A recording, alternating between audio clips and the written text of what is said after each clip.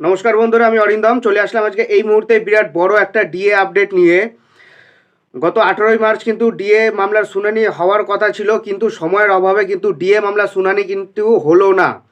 So next শুনানি কবে আসলো, এই ডেট কবে, সেটা নিয়ে আমরা আলোচনা করব। সো বন্ধুরা, কেউ ভিডিওটা আপনারা স্কিপ না করে প্রথম থেকে শেষ পর্যন্ত দেখার অনুরোধ রইল। সো বন্ধুরা, আপনারা কিন্তু সবাই কিন্তু জানেন যে ডিএটাকে হলো গিয়ে মহার্ঘ ভাতা, এটা নিয়ে কিন্তু বহুদিন ধরে সুপ্রিম কোর্টে কেস হচ্ছে। কিন্তু দুঃখের বিষয় একটাই, যে 2022 সালের নভেম্বর মাস থেকে কিন্তু 2024 সালের মার্চ মাস পর্যন্ত কিন্তু চলে আসলো, এর মধ্যে একটাও কিন্তু শুনানি করাতে পারলো না।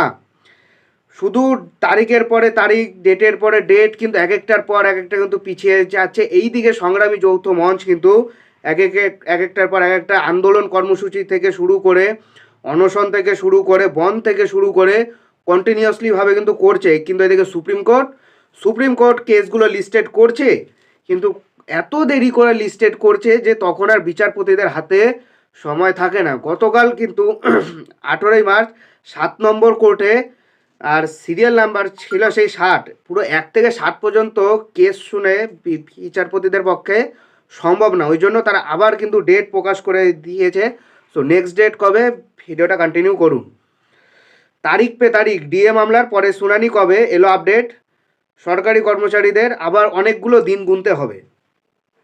গত 18ই মার্চ ডিএ মামলা শুনানি হয়নি সুপ্রিম কোর্টে, সময়ের অভাবে সেই মামলা ফের এক দফা পিছিয়ে গেছে। এই পরিস্থিতিতে এই মামলার পরবর্তী শুনানি কবে হতে পারে তা নিয়ে জল্পনা তুঙ্গে। এরই মাঝে ডিএ মামলার পরবর্তী শুনানি সম্ভব দিনক্ষণ জানা গেল।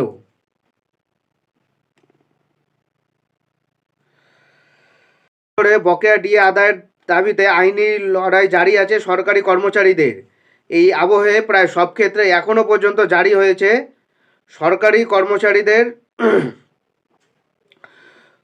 তবে বর্তমানে এই মামলা ঝুলে আছে সুপ্রিম কোর্টে, পরপর পিছিয়ে যাচ্ছে এই মামলা। এই আবহে হোলির আগে সরকারি কর্মচারীদের মুখে হাসি ফোটার সম্ভাবনা দেখা গেছিল। তবে 18 তারিখেও সেই সময়ের অভাবে মামলাটি শুনানি হয়নি শীর্ষ আদালতে।